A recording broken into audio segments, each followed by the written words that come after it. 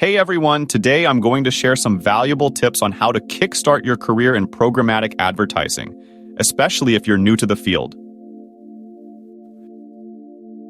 Whether you're looking to land your first job or transition into programmatic advertising, this video is for you.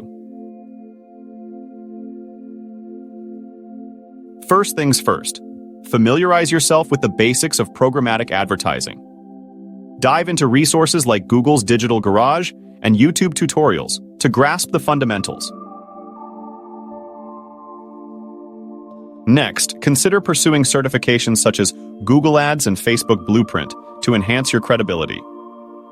Additionally, gaining hands-on experience through internships or freelance projects can significantly boost your resume. Networking is key in the advertising industry. Attend industry events, join relevant LinkedIn groups, and connect with professionals in the field. Building a strong network can open doors to job opportunities. Lastly, continuously build and showcase your skills by creating a portfolio of your work and staying updated with the latest industry trends.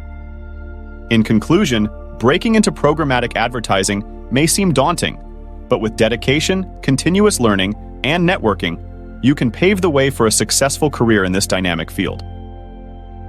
Good luck!